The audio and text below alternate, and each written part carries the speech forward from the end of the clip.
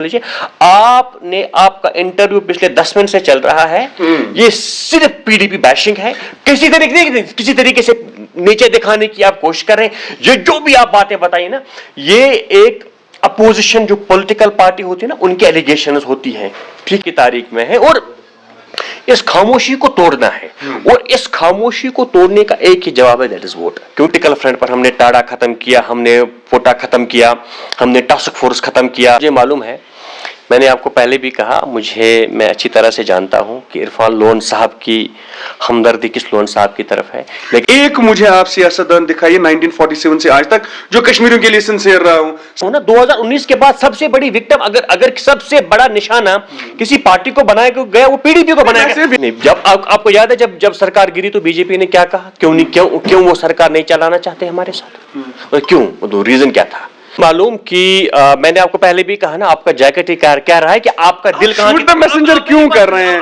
Sir आप मुझे अच्छे से जानते हैं, आप मुझे अच्छे से जानते हैं, आप नहीं सर, मैं शूट द मैसेंजर वाली बात तो नहीं ले रहा हूं ना। महबूबा जी ने अपने स्टैंड पर कंप्रोमाइज किया होता, ना पीडीपी टूटी होती, ना सरकार टूटी होती। मैं उसको नहीं लूंगा, ये कैन नॉट कॉल मी। मैं वो नहीं कह रहा हूं, आप मुझे लेबल नहीं कर सकते प्लीज, आप मुझे लेबल, आप मेरे पास नहीं। असल नाज़रीन, मैं हूं इरफान लोन, जहां पे हम सबों को मालूम है कि लोकसभा इंतखाबात के लिए कश्मीर प्रोविंस में जो है अब 3 सीटों पे पोलिंग होनी है, जिसमें अनंतनाग, रजौरी, श्रीनगर और साथ में बारामूला में भी होना है।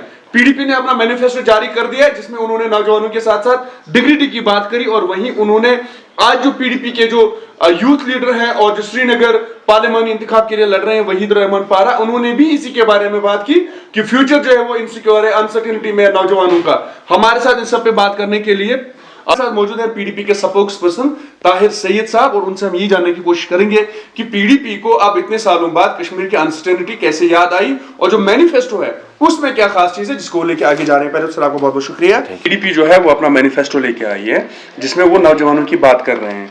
पीडीपी अब जाके उन्हें लग रहा है कि कश्मीर को सेफगार्ड करना चाहिए, जब वो लोग हट गए हैं बीजेपी के साथ हुकूमत करके। इस वक्त पीडीपी क्या लोगों को बताएगी? देखिए, सबसे पहली बात आपको यह समझना होगा कि जो 3 साल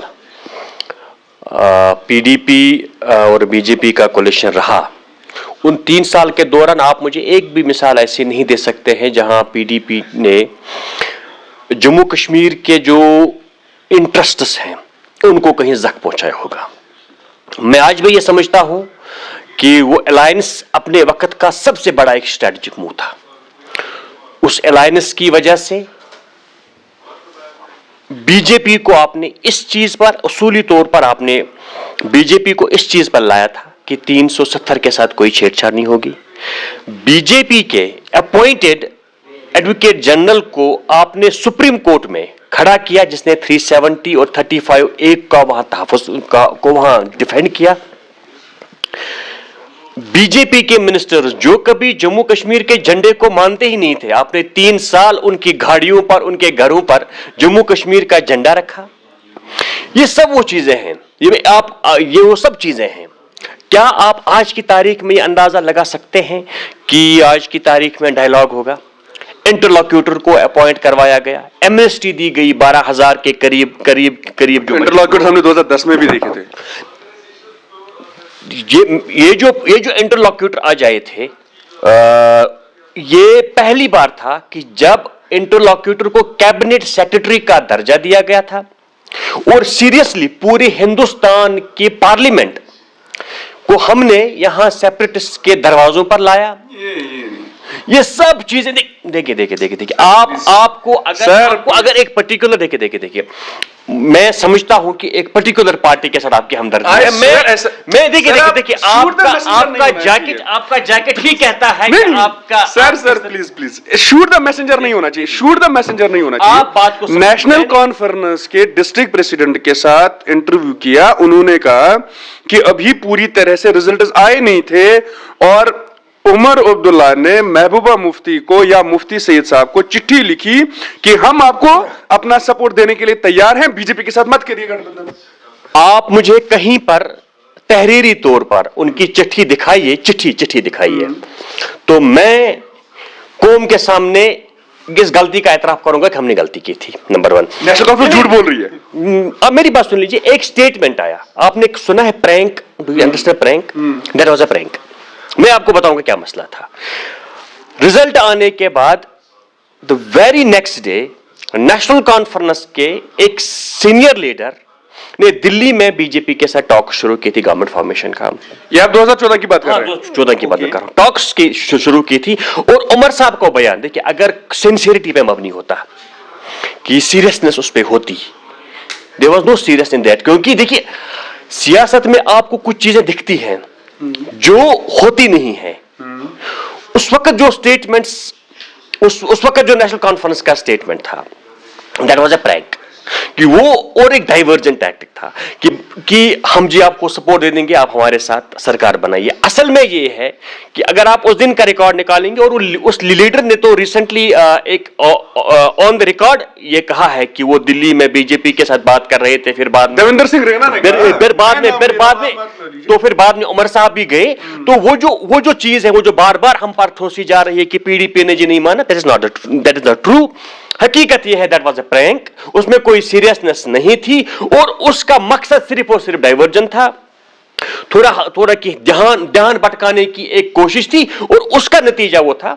बाकी जो आप कह रहे हैं कि हमने जी चिट्ठी लिखी, कोई चिट्ठी नहीं थी, ऐसा कोई भी मामला नहीं था। 2019 में फिर आप लोग क्यों साथ में आ रहे थे? 2019 में तो 18 की गवर्नमेंट टूटी, बीजेपी ने अपनी हिमायत वापस ली पीडीपी से, नेशनल कॉन्फ्रेंस, पीडीपी, कांग्रेस जो एक साथ आ रही थी, फिर तब किस बुनियाद पे आ रहे थे? मैं आपको देखिए 2014 का जो रिजल्ट आया, जम्मू कश्मीर के लोगों ने, जम्मू के लोगों ने एक मैंडेट दिया, बीजेपी को वोट दिया, बीजेपी लोगों से इलेक्ट होकर पार्टी आई। हमने किसी को पकड़ा नहीं, उसको ईवीएम पे लिया नहीं, उसको बताया नहीं कि आज कमल का बटन दबाओ।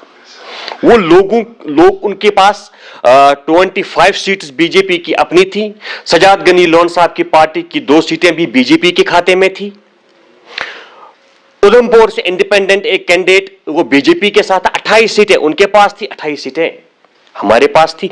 और उस वक्त जो बातचीत हुई, 3 महीने तक हमने कोई सरकार नहीं बनाई। हम ये नहीं गए कि भाई अब हमें जी सरकार बनानी है। हमने कहा हम अगर सरकार बनाएंगे तो अपने उसूलों पर बनाएंगे। हमने अपने उसूलों पर सरकार बनाई। उसके बाद जो सिचुएशन बनी, उसके बाद सोचिए कि हमने कहीं पर कोई कंप्रोमाइज किया होता ना। मुझे इतनी अच्छी बात इसमें याद आ रही है ना, पता नहीं आप उसका रिएक्ट कैसे करेंगे, शूट द मैसेंजर आप ना करिए। मैं आपको बता रहा हूं, हसीब द्राबू साहब ने पीडीपी का मैनिफेस्टो लिखा बीजेपी के खिलाफ। हसीब द्राबू साहब ने एमओयू साइन करा जो आप लोगों ने बीजेपी के साथ किया। एक ही शख्स 2 बातें अलग अलग लिख रहे हैं, आपकी पार्टी का उसमें नोड है। तो मुझे बताइए प्लीज वो आइडियोलॉजीज कहां पे है?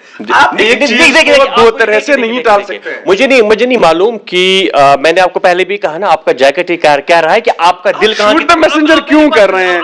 ताहिर सर आप मुझे अच्छे से जानते हैं, आप मुझे अच्छे से जानते हैं। आप नहीं सर, मैं शूट द मैसेंजर वाली बात तो नहीं ले रहा हूं ना, मैं उसको नहीं लूंगा। यू कैन नॉट कॉल मी, आप मुझे लेबल नहीं कर सकते प्लीज, आप मुझे लेबल। आप मेरी बात सुन लीजिए। देखिए हसीब द्राबू साहब ने वो कोई इंडिविजुअल नहीं थे जिन्होंने जी जाके पीडीपी का मैनिफेस्टो लिखा, वो पूरी टीम थी। और हमने मैनिफेस्टो में जो चीजें रखी थी जम्मू कश्मीर के डेवलपमेंट के लिए, डायलॉग के लिए, हमने कहा था कि हम डायलॉग करेंगे।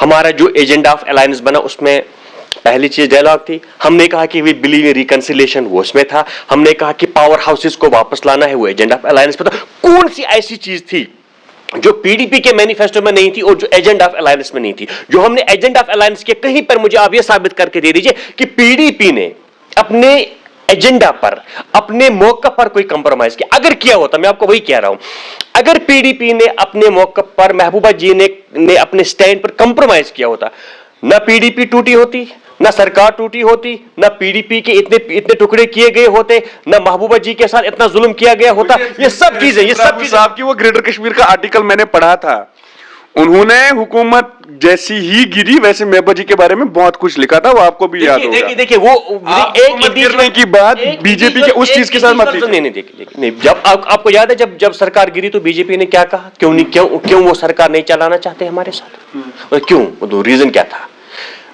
क्या कहते?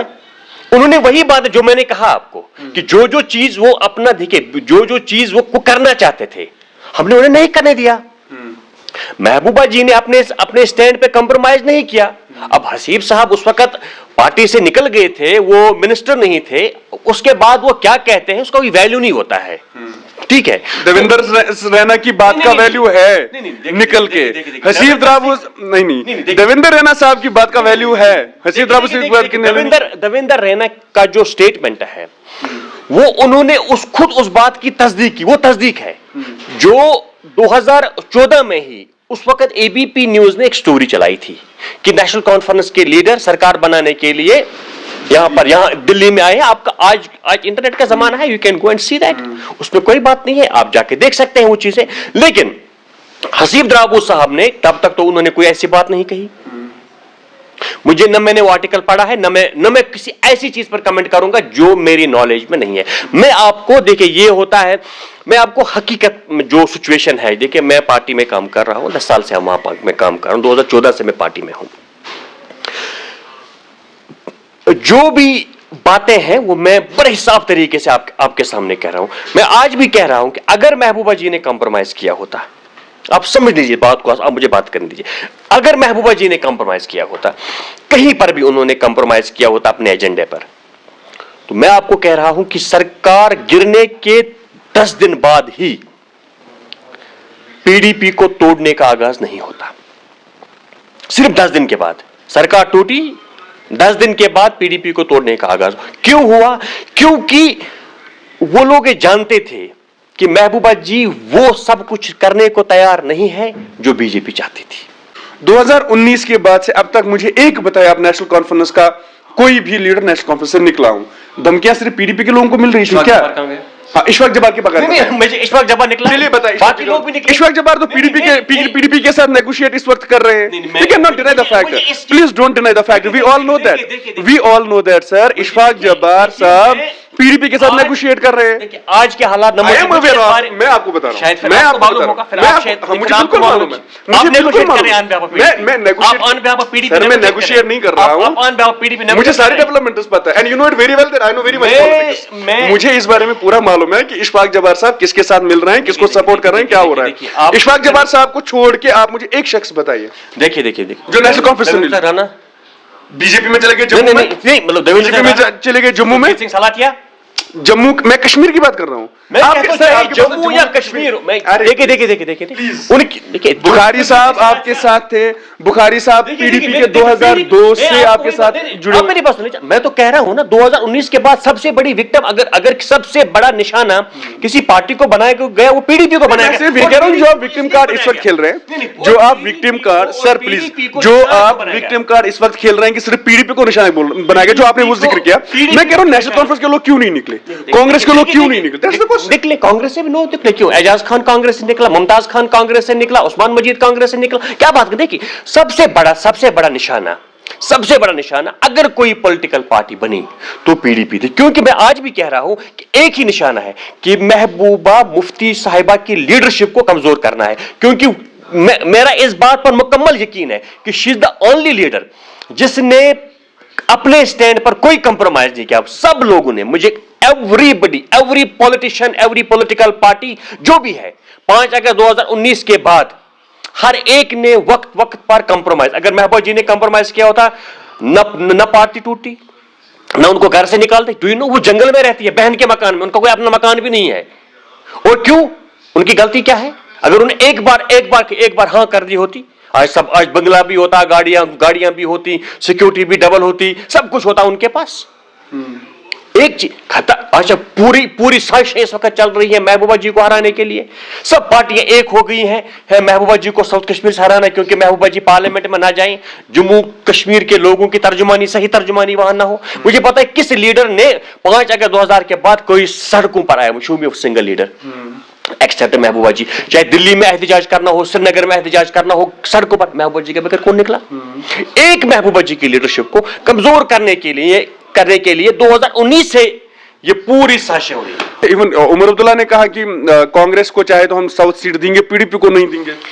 देखिए उमर साहब ने जो एरोगेंस का मुजाहिरा किया, हमारा इस बात पर यकीन था कि हम सोचते थे कि 2019 के बाद जो सिचुएशन बनी, हम सबको अपने इख्तिलाफात एक तरफ छोड़कर एक प्लेटफॉर्म पर आना चाहिए। एक कोशिश भी हुई, महबूबा जी सबके घरों के सामने गई, एक एक लीडर के पास गई, सजाद साहब के पास भी गई। क्या वो किसी से वोट मांगने गई? वो किसी के घर गई कि आप मुझे वोट दे दो? नहीं। उन्होंने कहा कि हालात का तकाजा है, क्योंकि सियासत में हर एक मौके के साथ साथ जो है वो एक नया नया एक हालात का नया तकाजा होता है, आपको नई नई स्ट्रेटजीज बनानी पड़ती है।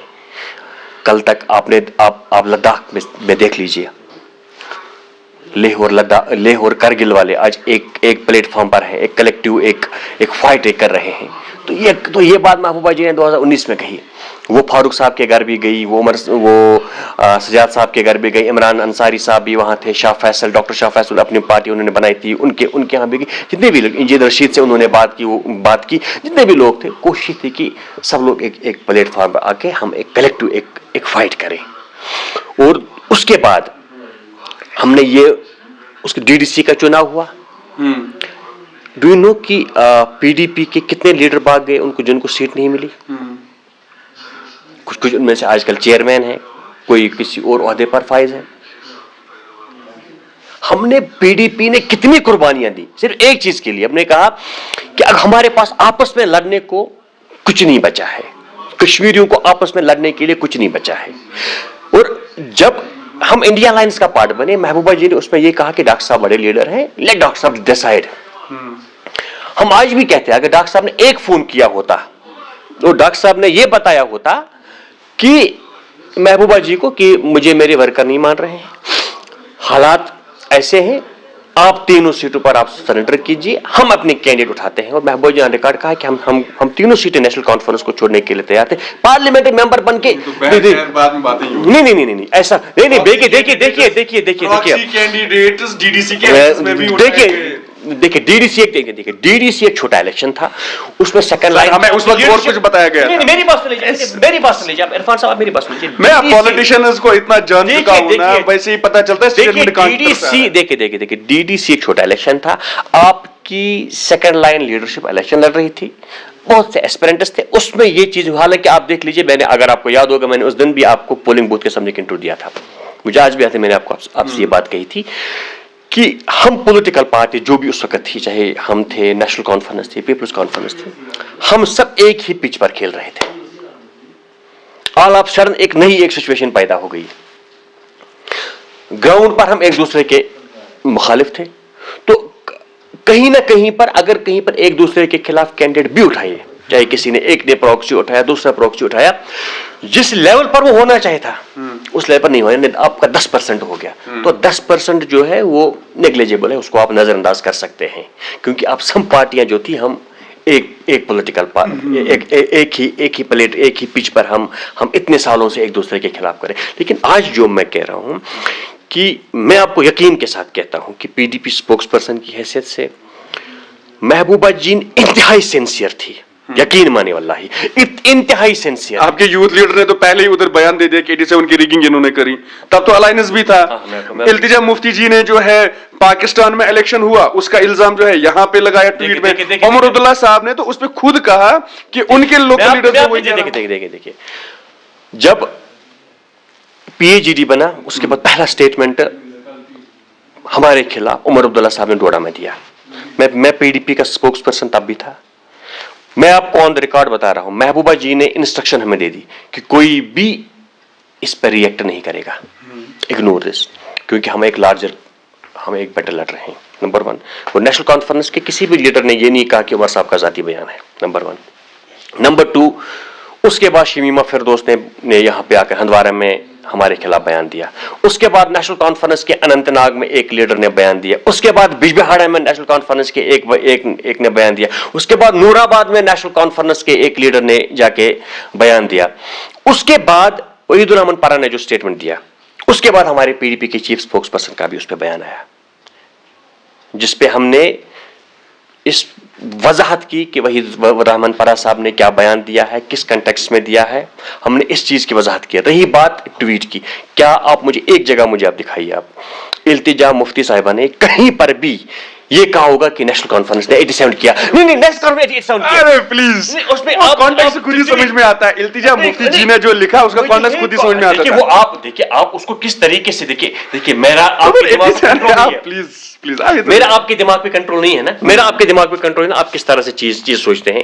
इल्तिजा मुफ्ती साहिबा ने 47 इंतखाबात का जिक्र किया, लेकिन उन्होंने कहीं पर ये नहीं कहा कि ये नेशनल कॉन्फ्रेंस किया है। अगर उन्होंने कहीं लिखा होगा नेशनल कॉन्फ्रेंस का नाम कि भाई नेशनल कॉन्फ्रेंस, नहीं आप नहीं मानते हैं कि 87 जो रिगिंग हुई वो उन पे इल्जाम बराबर है? देखिए आप वो इल्जाम तो हमेशा लगता रहता है ना नेशनल कॉन्फ्रेंस। मैं देखिए मैं आपको वही कहा ना कि हमने कहीं पर मेंशन नहीं किया था ना, आप खुद उसको अपने सर पे लेके डालते तो हम उस पर क्या करेंगे अब। इसलिए मैंने कहा कि ये आप कहना कि हमने, मैं आपको कह रहा हूं कि लास्ट तक हमने सिंसियर एफर्ट्स हमारी थी कि अलायंस जो है रहना, बरकरार रहना चाहिए, क्योंकि हमारी लड़ाई इस वक्त में, मुझे बताइए आप इरफान साहब, हम कश्मीरियों को आपस में लड़ने के लिए क्या रहा है, क्या लड़ा है? अब अभी तक हम एक दूसरे के खिलाफ लड़ रहे थे, सब एक दूसरे के खिलाफ लड़ रहे थे।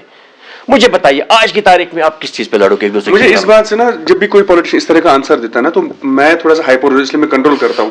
एक मुझे आप सियासतदान दिखाइए 1947 से आज तक जो कश्मीरियों के लिए सिंसियर रहा हूं। सब लोग अपने अपने के लिए रहे हैं। हम सब देखिए मैं ये आपको भी मालूम है, ये हमें भी मालूम है। देखिए मुफ्ती साहब होम मिनिस्टर थे, मुफ्ती साहब 90s में होम मिनिस्टर, हमें भी मालूम है। प्लीज सर, आप मुझे एक बात, एक पॉलिटिशियन दिखाइए जो सिंसियर रहे हैं।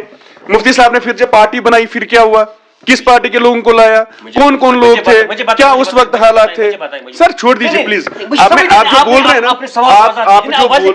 आपने मुझे सवाल किया, मेरी बात सुन लीजिए सर, मैं सुन रहा हूं। ये जो है ना 47 ये एक्चुअल में बीजेपी का नैरेटिव है। खुदा के लिए मुझे मालूम है जिस पार्टी के साथ आपकी सिंपैथी है वो बीजेपी फंडेड पार्टी है, बीजेपी फंडेड।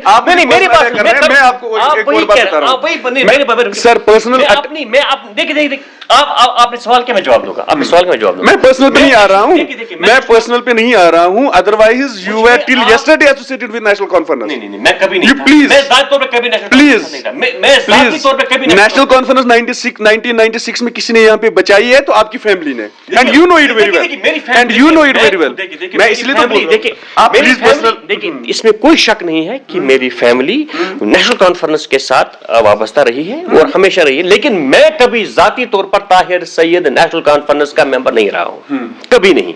मैंने जब अपने पॉलिटिकल करियर का आगाज किया 2014 में, तब से मैं पीडीपी में ही हूं और आइंदा भी इंशाल्लाह वही ही रहूंगा। ये आप भी मुझे अच्छी तरह से जानते हैं और मेरी कमिटमेंट के बारे में आप बहुत अच्छी तरीके से जानते हैं। वही बात है जो है ना 47 के साथ उसने किया इसने किया, ये बुनियादी तौर पर, मेरी बात, ये बुनियादी तौर पर ना बीजेपी का जाती तौर पे बोल रहा हूं ना। कहां आर्टिकल 370-53 के आने के बाद कहां शेख साहब का जेल में डालना, कहां सादिक साहब का चीफ मिनिस्टर बनना, कहां शेख साहब का फिर ये असेंबली में वापस चीफ मिनिस्टर आना, नेशनल कॉन्फ्रेंस का सवाल, कहां पीडीपी का उभरना, कहां 2002 में सीट्स जो है नेशनल कॉन्फ्रेंस से कम लेके कांग्रेस के साथ गवर्नमेंट बनाना पीडीपी का। देखिए मेरी बात सुन लीजिए आप।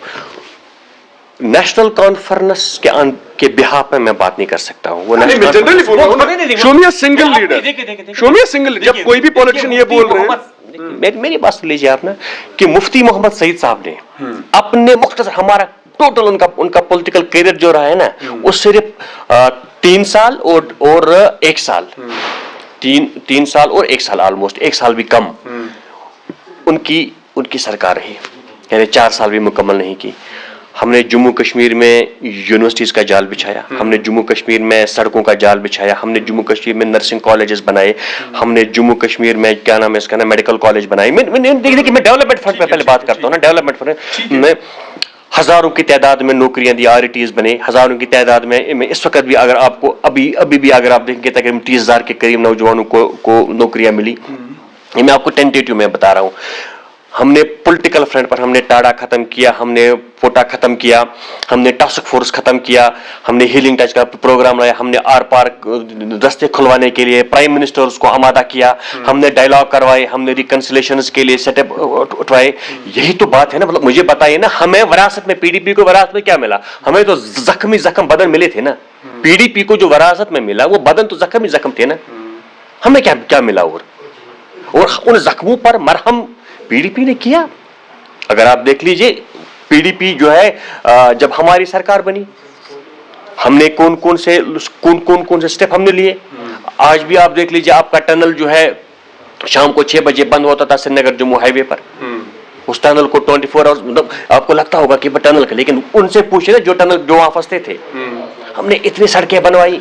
आजाद साहब की गवर्नमेंट को तो उसकी टांगे ऊपर कर ली। नहीं देखिए, नहीं हमने नहीं उस वक्त के हालात का तकाजा ही नहीं, मुझे पता नहीं, सब एक ही थाली में, सब एक ही थाली में है। हमने आजाद साहब, देखिए इरफान साहब, हमने आजाद साहब की सरकार का जो हिमायत उस वक्त हमने वापस ली, वो उस वक्त सिचुएशन ही वैसी थी। टेल मी वन थिंग, उस वक्त सिचुएशन वैसी हो गई थी। डू यू थिंक कि उस 2016 से बदतर सिचुएशन नहीं थी सर? प्लीज, 2010 से बदतर सिचुएशन नहीं थी। मैं कोई फैन नहीं हूं किसी पार्टी का, लेकिन उमर अब्दुल्ला साहब ने 2010 में कोई भी प्रेशर जेल लिया, उस वक्त भी गवर्नमेंट टूट सकती थी, लेकिन नहीं टूटी। 2016 में जो आप लोगों पे प्रेशर था, हुकूमत उस वक्त गिरी। मुझे पता नहीं, तो क्या हम क्या भाग जाते? 2008 में क्यों? देखिए और डेवलपमेंटल पेस पे उस वक्त ठीक चल रहा था। मैं छोटा था, लेकिन उसके बाद जब आज भी पढ़ते हैं कभी, ठीक डेवलपमेंटल बहुत अच्छा था। और आजाद साहब के बारे में तो हम सबों को ये मालूम था कि उनका थोड़ा विजन डेवलपमेंट के हिसाब से डिफरेंट है। मैं नहीं कह रहा हूं आपकी पार्टी की कोई कि उन्होंने नहीं किया, उन्होंने जो किया ही किया था, अच्छा किया था, जो भी किया था। लेकिन उसके बाद आजाद साहब का टेन्योर आ गया था, चल रही थी गवर्नमेंट। लेकिन फिर जैसे आप लोगों को मैं किसी पार्टी के साथ नहीं, मैं आपको हकाइक बोल रहा हूं ना सर। ये पॉलिटिशियन की प्रॉब्लम है। हकाइक बताए तो प्रॉब्लम हो रही है, हकाइक बताए तो प्रॉब्लम हो रही है। देखिए मुझे नहीं मालूम कि आप कब तक पास्ट के हालात में रहेंगे। आपके इंटरव्यू में मौजूदा हालात के बारे में कोई बात ही नहीं है। चलिए बताइए। मेरी बात सुन लीजिए। आपने, आपका इंटरव्यू पिछले 10 मिनट से चल रहा है, ये सिर्फ पीडीपी बैशिंग है। किसी तरीके से नीचे दिखाने की आप कोशिश कर रहे हैं। ये जो भी आप बातें बताई ना, ये एक अपोजिशन जो पॉलिटिकल पार्टी होती है ना, उनकी एलिगेशंस होती हैं, ठीक है, वो उनकी एलिगेशन होती है। आपने अपने इंटरव्यू में सवाल जवाब कहीं किया ही नहीं है। आप देखिए मेरी बात सुन लीजिए। देखिए मैंने नेशनल कॉन्फ्रेंस के डिस्ट्रिक्ट प्रेसिडेंट से कल ही उनके साथ इंटरव्यू करा, उनको मैंने यही क्वेश्चन पूछा नेशनल कॉन्फ्रेंस। पॉलिटिकल पार्टी के सपोक्स पर्सन आपसे नहीं पूछिए, यहीं से शुरू कर लेते हैं। पॉलिटिकल आप मुझसे लेट इट बी। चलिए अभी की बात करते हैं। आज के हालात में मैनिफेस्टो के बारे में बताइए। आज मैं वही कह रहा हूं, आज के हालात के बारे में आप बात करें। देखिए 2019 के बाद जम्मू कश्मीर की सिचुएशन अब टोटली डिफरेंट हुई है। हम आप अब वो पास्ट में उसने ये किया, इसने कि मैंने आपको पास्ट के हालात के बारे में बताया। मैंने आपको बताया कि क्या सिचुएशन बनी, तमाम चीजों का मैंने एक एक करके आपको जवाब दिया। आज के हालात में इस वक्त हमें जम्मू कश्मीर को एक मुस्तहकम आवाज की जरूरत है। इस वक्त जम्मू कश्मीर में अनसर्टेनिटी है। आपको नहीं मालूम है कि रिसेंटली आपको याद है कि रिसेंटली एक खबर आई और अखबारों में भी वो छपा बाद में कि गवर्नमेंट की लैंड और सरकारी जमीनों के बारे में। आपको याद है वो क्या था? वो डू यू नो कि वो किस चीज की तैयारी है? डू यू नो कि आपके इस वक्त जितने भी बड़े बड़े कॉन्ट्रैक्टर्स हैं, यहाँ के वसाइल के रिसोर्स हैं, वो किनके कंट्रोल में है? नहीं मेरी बात आपको मालूम है कि यहाँ कितने बच्चे इस वक्त बाहर की जेलों में बंद हैं? क्या आपको मालूम है कि यहाँ कितने लोगों को विदाउट एनी रीजन अब रीजन भी देते हैं ना, स्पेसिफिक रीजन, इसने ये किया, इस चीज पे हम इसको सजा देते हैं। विदाउट एनी रीजन लोगों को शाम को आप घर में बैठे होते हैं, आपको खत आता है भाई आपको हमने नौकरी से निकाल दिया। इस सिचुएशन का इस वक्त मुकाबला करने देखिए, क्योंकि ये आप सोच लीजिए कि आप बीजेपी की हिस्ट्री को पढ़ लीजिए, वो किस चीज पे वो कौन सा एजेंडा यहां इंप्लीमेंट कर रहे हैं इस वक्त आरएसएस, जिसका हमें मुकाबला करना है। आप न जाने किस हिस्ट्री में, किस दुनिया में रह रहे हैं, अभी आप वही बात कर रहे हैं। आप सवाल करते हैं मौजूदा हालात की जो आप बात करें, तो पार्लियामेंट इलेक्शंस में लड़ना सॉल्यूशन है क्या? मान लीजिए आपको 3 की 3 सीट्स मिल जाती हैं। चलिए जिस तरह से आप बात कर रहे हैं, आपको इसी बात बोलते हैं, वो क्या हालात का क्या वो है? देखिए मैंने वही कहा ना, इस वक्त कश्मीर क्योंकि खामोशी का एक ही जवाब है, that is vote to right person, एक ही जवाब है। आपका डिबेट खत्म, डिस्कशंस खत्म, आपकी सिविल सोसाइटी इज डेड, आपका ट्रेड यूनियन डेड, कोई बात नहीं करता है, जो भी बात करता है दूसरे दिन थाने पे बुलाया जाता है, आप कमेंट करोगे आपको गिरफ्तार किया जाता है, आपके जर्नलिस्ट्स को जेल में बंद किया जाता है, आपका मीडिया कंट्रोल्ड है। आपको मालूम है कि आपके मतलब आप जर्नलिस्ट बहुत टाइम से हैं, मैं भी जर्नलिस्ट रहा हूं, और मैं जब तब की न्यूज़पेपर उठाता हूं, आज के न्यूज़पेपर, मुझे आज का न्यूज़पेपर कंप्लीटली गवर्नमेंट गैजेट होता है, पॉलिटिकल पार्टीज को कोई स्पेस नहीं है। आपका हेडलाइन याद मत मुझे दिलाइए। मेरे पास आप कहते हैं कि आप पास्ट में मेरी बात सुन लीजिए, कश्मीर रीडर पे रेड आप लोगों ने करवाई, किसने करवाई? अच्छा मुझे देखिए, मैं कश्मीर रीडर के बारे में बात नहीं कर, देखिए मैं आपको बताऊंगा किसने रेड करवाई सर कश्मीर रीडर के ऑफिस पे? कोई रेड नहीं हुई। क्यों नहीं हुआ? अखबार बैन हुआ, रीजन है। हाँ नहीं, मेरी बात सुन लीजिए ना यार इरफान साहब, मुझे समझ नहीं आ रहा है ना। कश्मीर रीडर जो बैन हुआ, डू यू नो कि उस न्यूज़पेपर ने 4 साल 2000 अफजल गुरु की फांसी के वक्त जो प्रोटेस्ट हुए थे, उन प्रोटेस्ट के फोटोज वो छपाता था। Do you know that? Do you know कि रीजन? अगर देखिए आप यूं ही आप आज तो लिखिए ना कुछ, मतलब आज तो आप जो कुछ हो रहा है न्यूज़पेपर में आज, आप मतलब कुछ नहीं ना, आप जर्नलिस्ट, आप रिपोर्ट कीजिए ना। चलो ठीक है जी, हमने जी न्यूज़पेपर को बैन किया, मैं आपको कह रहा हूं कि न्यूज़पेपर को क्यों बैन किया गया। उस वक्त उस न्यूज़पेपर का रोल आप देख लीजिए, वो मैंने बैन नहीं किया है, दैट वाज बैन्ड क्योंकि जितनी भी एजेंसीज, गवर्नमेंट की एजेंसीज थी, तमाम गवर्नमेंट की एजेंसीज ने एडवर्स रिपोर्ट उस न्यूज़पेपर के बारे में दे दी। डू यू नो कि वो न्यूज़पेपर रिपोर्ट क्या कर रहा था? Do you know that? अच्छा अब मैं उस पर नहीं जाऊंगा। आज के हालात में अगर आप जर्नलिस्ट हैं, मुझे आप आज के हालात में कुछ, आज के बारे में कुछ बताइए ना, आप लिखिए ना। जम्मू कश्मीर के जितने भी बड़े न्यूज़पेपर है, टॉप न्यूज़पेपर्स हैं, मुझे आप दिखाइए कोई बड़ा न्यूज़पेपर मुझे आप दिखाइए जो अभी की तारीख में ये सब कुछ कर रहा होगा, जो लिखता होगा, जो रिपोर्ट करता होगा। आपकी कहीं रिपोर्टिंग नहीं होती, आपके रिपोर्टर्स बेचारे अभी वो फ्रीलांसर कर रहे हैं, कहीं वो इंटरनेशनल वो जो ऑर्गेनाइजेशंस में, यहाँ किसी न्यूज़पेपर के पास अभी रिपोर्टर हैं, उनको पास ही जाके वो डेवलपमेंटल के इश्यूज पे रिपोर्ट करना है, कोई रिपोर्ट ही नहीं होता है। आज आप ये मैं खुद जर्नलिस्ट रहा हूं, मैंने 4-5 साल तकरीबन ये न्यूज़पेपर में काम किया है। मैंने देखा है हम किस तरह से रिपोर्टिंग करते थे, किस तरह से डिफरेंट बीट्स पे हम काम, आज तो वैसा होता ही नहीं है।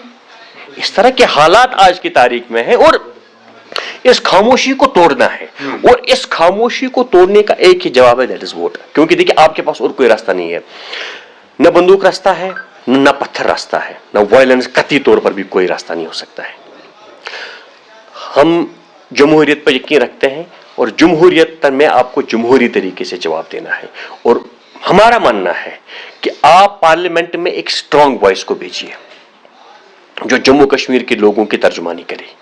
आप उन लोगों को मत भेजिए जिन्होंने ऑलरेडी कंप्रोमाइज किया है, जो दिल्ली में जाकर कश्मीर की नुमाइंदगी करे वो लोग चाहिए, न कि वो जो कश्मीर में आकर दिल्ली की नुमाइंदगी करते हैं। चलिए लास्ट आखिरी सवाल ये करते हैं कि इस वक्त जिस तरह से कंपेनिंग हो रही है, पर्टिकुलरली हम साउथ की बात करें, श्रीनगर की बात करें, नॉर्थ की बात करें, पीडीपी जो है वो क्या एक्सपेक्ट कर रही है, किस तरह से एक्सपेक्ट कर रही है? क्योंकि हम देख रहे हैं कि अनंतनाग रजौरी जो है वो बड़ी अजीब सी सीट बन गई है कि वहां से 2 डिस्ट्रिक्ट आ गए, यहां से 1 सीट आ गई है ना, यहां से कुछ लोग, मतलब आधी कॉन्स्टिट्यूंसी यहां से, आधी कॉन्स्टिट्यूंसी वहां से है। तो पीडीपी जो इसको किस तरह से देख रही है? बिकॉज हमने अक्सर ये देखा था कि साउथ जो है वो हमेशा पीडीपी के साथ रहा है, तो आप उसको किस तरह से देख रहे हैं, जबकि पुलवामा जो है वो श्रीनगर के साथ है। How are you expecting all these three seats की पीडीपी कितना अच्छा परफॉर्म कर? देखिए पीडीपी, मैं आपको आज भी ये कह रहा हूं कि पीडीपी एक अच्छी मेजॉरिटी के साथ इंशाल्लाह रहमान कामयाबी हासिल करेगी। और जिस तरीके से महबूबा जी कैंपेन कर रही हैं, मैंने आपको पहले भी कहा कि कुछ हालात बने और उसके बाद जो पार्टी को भी नुकसान पहुंचाया गया, लेकिन हमेशा मैं कहता था कि एक पॉलिटिकल पार्टी जिसके पास एक नज़रिया हो, एक लीडर हो और कैडर हो, वो पार्टी कभी ख़त्म नहीं होती है। तो पीडीपी के पास एक ऐसा लीडर है महबूबा मुफ्ती साहिबा, उनकी ज़ाती कोशिशों से, उनके नज़रिए से, जो उनका एक जिस तरीके से वो फाइट कर रही हैं, या इतने साल से जिस तरीके से उन्होंने फाइट किया, और हमारा इस पर एक मुकम्मल यकीन है कि जो हम आज भी देख रहे हैं, आपने देखा होगा कि साउथ कश्मीर में वो मुख्तलिफ इलाकों में जा रही हैं, या कल जो नॉमिनेशंस फाइल करनी थी तो आई वॉज देयर, और जो जोश खरोश मैंने देखा वहां पे, वो बहुत जोश था, बहुत टाइम बाद। तो उस जोश खरोश को देखकर तो मैं तो यही कहूंगा कि कि महबूबा जी ने नॉमिनेशन फाइल किया, वोट डालने जस्ट फॉर्मेलिटी। महबूबा जी चुनाव जीत गई है। चलिए, आपने अभी तक हम पे बहुत इल्जामात लगाए, अब मैं आखिरी पे आपको बता रहा हूं, मैं क्वेश्चन नहीं कर रहा हूं, वैसे बता रहा हूं कि हम लोगों ने, चाहे आपकी साउथ में रैली हो रही थी कल परसों, जितने दिनों से भी श्रीनगर में हो रही थी, वहीदुर रहमान पारा साहब, महबूबा मुफ्ती जी या फयाज अहमद मीर साहब, जितने भी इन्होंने जलसे किए, जहां पे भी इन्होंने मीटिंग्स की, वो आप कुपवारा टाइम्स पे जाके लाइव देख सकते हैं कि हमने वो चलाया और इक्वल से भेज दी। लेकिन पॉलिटिकल पार्टी के स्पोक्स पर्सन हूं और उनसे टफ क्वेश्चन ना हूं तो फिर तो मजा नहीं रहेगा। हम लोग यहाँ पे दूसरी वो वाला नहीं कर रहे हैं कि देखिए मुझे मालूम है, ये वो नोएडा वालों में नहीं है कि आपने बहुत अच्छा मुझे मालूम है, मैंने आपको पहले भी कहा, मैं अच्छी तरह से जानता हूं कि इरफान लोन साहब की हमदर्दी किस लोन साहब की तरफ है, लेकिन के लिए बहुत बहुत शुक्रिया।